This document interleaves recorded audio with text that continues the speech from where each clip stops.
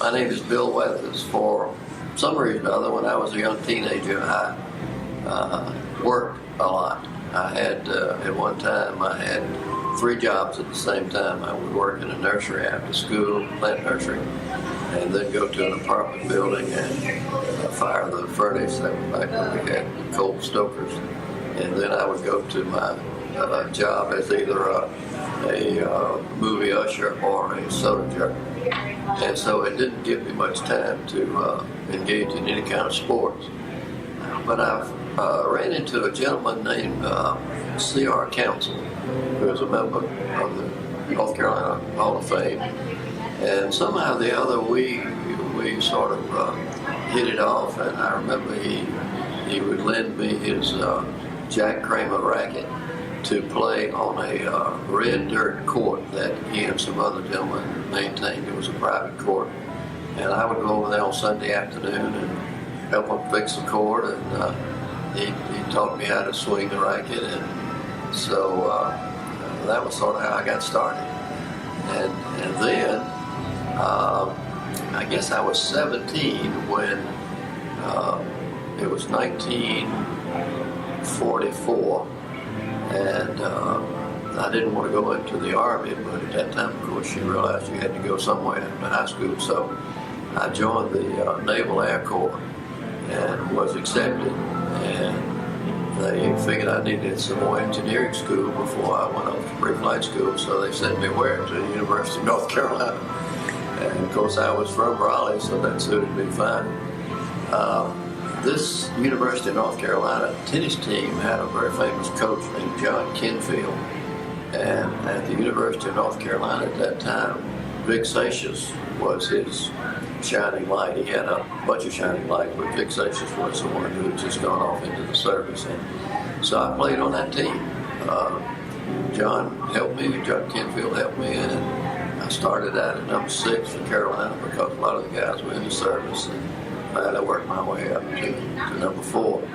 And then when we were getting ready to go to pre-flight school, I'd been assigned to Pensacola, the Lloyd, and they told us we had to either agree to serve for 4 years after we got our wings, or we could get out rather immediately.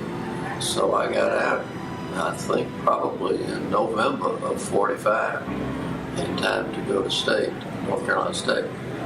And I played there for 3 years as number 1. After I left North Carolina State, as I said, I started playing golf, and I did that for 20 years. But after I started back with tennis again, I became the director of tennis at a club, private club in Pinehurst, North Carolina, called Pinehurst National. And I did that for a couple of sort of interesting reasons. Number 1 was that I thought that clay courts could be made in such a condition that they would not become so much a part of the outcome of the game. And before I got through with that objective, I became sort of a consultant to most of the large clubs in that immediate area. I was a clay court maintenance specialist. The other thing that I was got kind of hung up on was operating a tournament, a tennis tournament.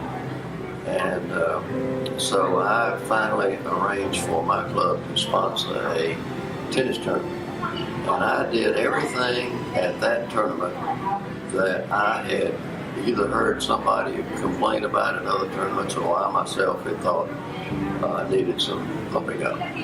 And it was a fantastic tournament.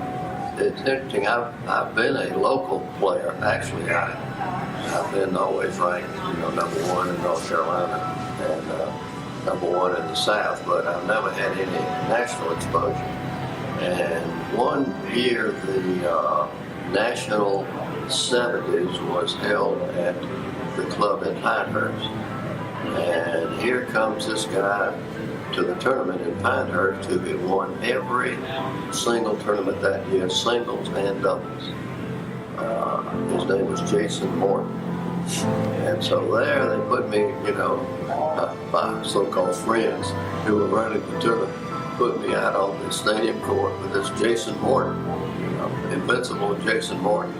And somehow or the other, asked me why I won that match. And of course, that was my most memorable occasion because of my first exposure to the national scene.